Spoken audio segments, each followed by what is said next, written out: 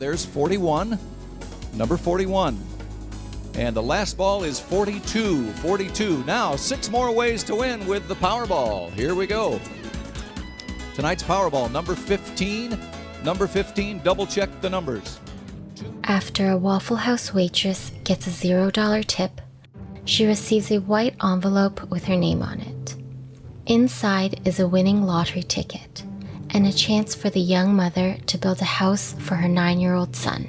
But before she can start a new life, she gets kidnapped by someone who vowed to protect her.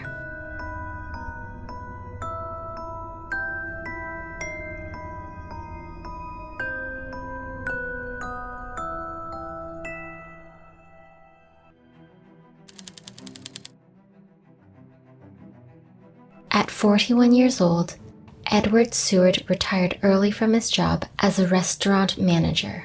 He suffered from a stroke and became partially paralyzed on the right side of his body. But that didn't stop him from heading down to the Waffle House in Grand Bay, Alabama for his usual breakfast.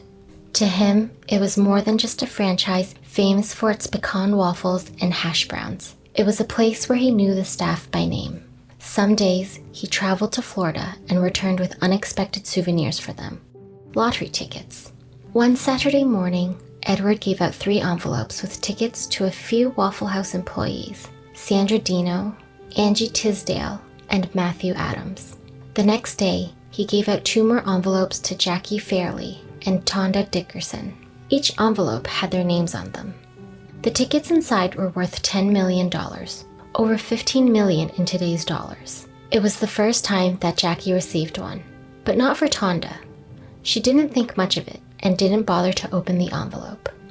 But after getting home that night, she changed her mind. This must be a joke, she thought to herself as she read out the numbers that a coworker shared as the winning combo. Unsure if it was real or not, she called her father John Reese to ask if he might know. To her surprise, the ticket was real. Overnight, the 28-year-old waitress became a millionaire. Tonda immediately thought about how she could not only move her son out of their mobile home, but how she could give back to her family too. They always said that if any of them ever won the lottery, they would share it with the family.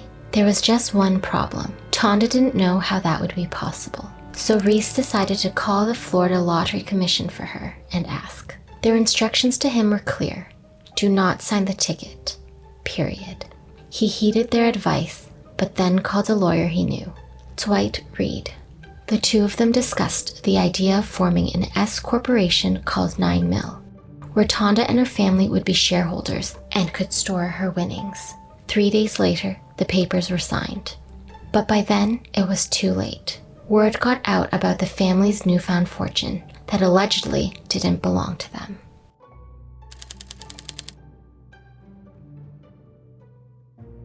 When the Waffle House employees discovered that Tonda had the winning ticket, they celebrated.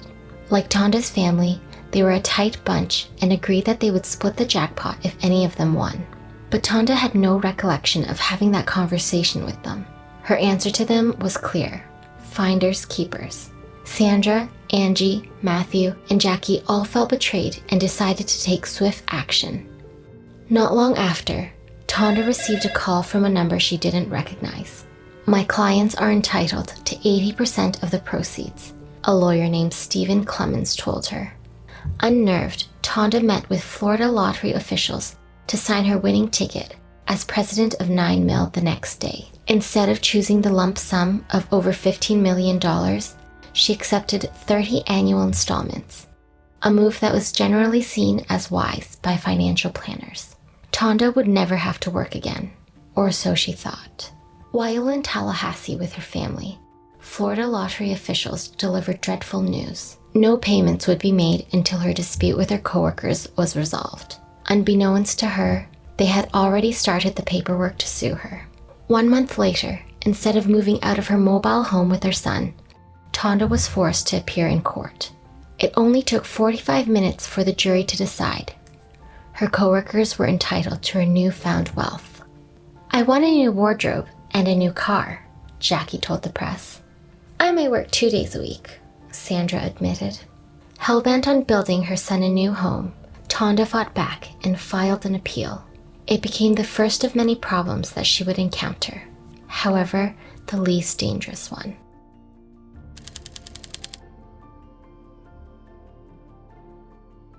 One year later, the Alabama Supreme Court ruled in Tonda's favor. She didn't have to share her winnings with her coworkers. But several months after, she faced another threat.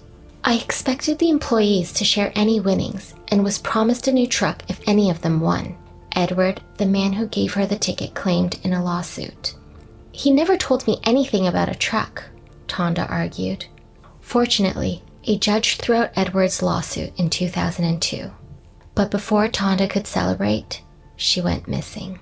Here's what we know happened. Only 2 days after Tonda's victory, at approximately 6:30 a.m. on a Friday, a man forced his way into Tonda's truck. "I'm going to kill you," he repeatedly told her as he drove her from Grand Bay across the state line to Mississippi. Eventually, he stopped at an isolated area, a boat launch at Bayou Heron. "Please let me go," Tonda pleaded. The man said nothing. "Please," Tonda repeated. Meanwhile, Tonda's cell phone kept ringing. "If I don't answer, people will start looking for me," Tonda cried. Worried, the man gave her permission to answer the next call. Instead, Tonda reached into her purse and pulled out a .22 caliber handgun. As she pointed it towards him, the man charged forward and attacked her, but not before getting shot in the right side of his chest. Afterwards, he managed to steal the gun from Tonda. However, instead of following through on his threats, he brought Tonda to the hospital. When they arrived, the police were called and identified the abductor, Tonda's ex-husband, Stacy Martin, who was just released from prison. According to Mississippi state criminal records, Stacy was not charged or convicted for kidnapping Tonda. Over the course of 3 years, Tonda dodged a bullet twice, but her problems were far from being over.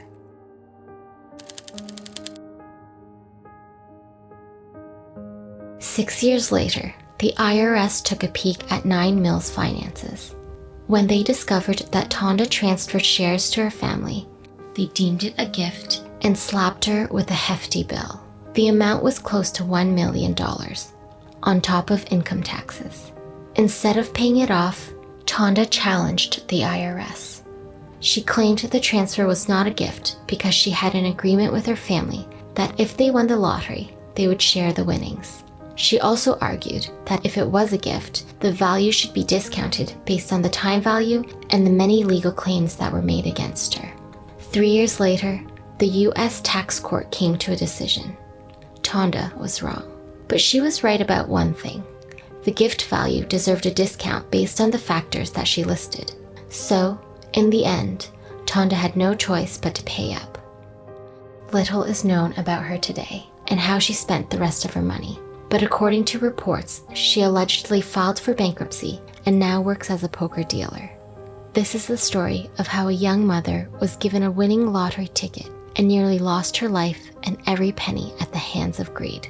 Powerball tonight, number 15. If we don't have a big winner tonight, that means our next Powerball jackpot will be an estimated $8 million. Good night.